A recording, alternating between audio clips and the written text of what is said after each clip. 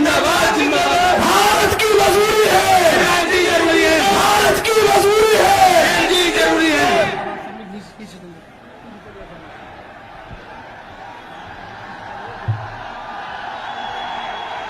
सम्मानित साथियों, बहुजन समाज पार्टी की राष्ट्रीय अध्यक्ष, उत्तर प्रदेश की 4 बार मुख्यमंत्री रह चुकी, पूर्व सांसद, करोड़ों करोड़ों कमजोर मजलूम बेसहारा दिलों की आवाज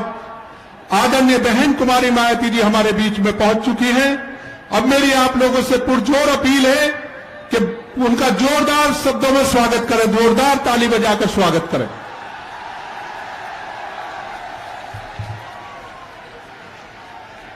अब मैं गुजारिश करूंगा आगरा सुरक्षित लोकसभा से बहुजन समाज पार्टी की प्रत्याशी श्रीमती पूजा अमरोही, फतेहपुर सीकरी लोकसभा की प्रत्याशी श्री राम निवास शर्मा जी, हाथरस सुरक्षित लोकसभा के श्री प्रत्याशी हेम बाबू धनकर जी से कि वो तीनों मिलकर आदरणीय बहन जी के सम्मान में सोने का मुकुट पेश करें।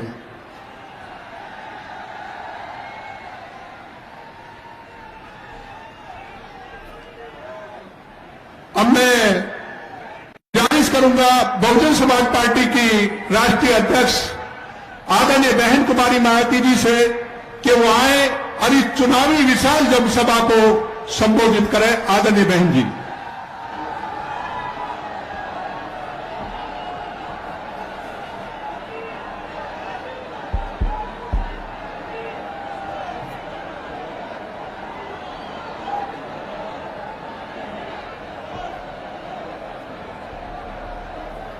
बस बस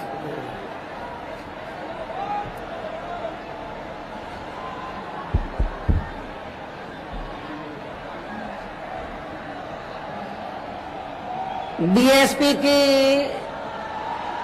इस चुनावी जनसभा में इकट्ठा हुए पार्टी के सभी छोटे बड़े पदाधिकारी एवं कार्यकर्तागण, आज आप लोग देश में व यहाँ आपके उत्तर प्रदेश स्टेट में भी लोकसभा के लिए हो रहे आम चुनाव में अपनी पार्टी के उम्मीदवारों के समर्थन में मुझे सुनने के लिए यहाँ इकट्ठा हुए हैं, तो उसके लिए मैं आप सभी लोगों का हार्दिक दिल से आभार प्रकट करती हूँ। वैसे आप लोगों को ये मालूम है कि हमारी पार्टी कांग्रेस, बीजेपी व अन्य किसी भी विरोधी पार्टी तथा गठबंधन आदि के साथ मिलकर नहीं, बल्कि अकेले ही अपनी पार्टी के बलबूते पर पूरी तैयारी व दमदारी के साथ ये चुनाव लड़ रही है। इसके साथ ही हमने टिकट बंटवारे के मामले में भी यहाँ सर्व समाज के लोगों को उचित भागीदारी दी है,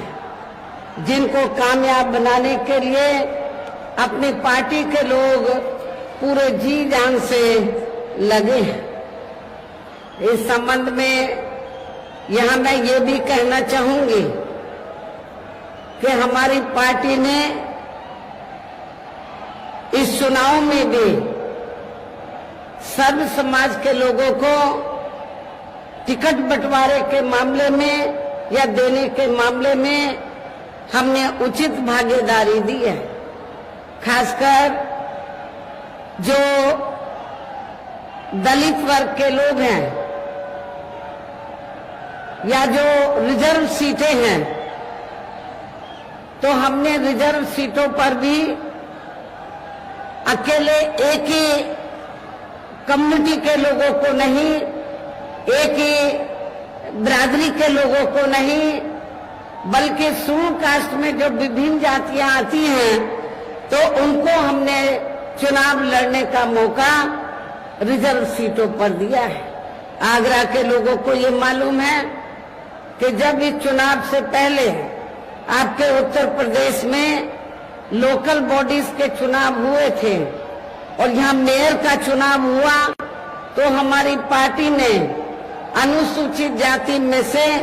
एक वाल्मीकि समाज की महिला को मेयर के लिए चुनाव के मैदान में उतारा था।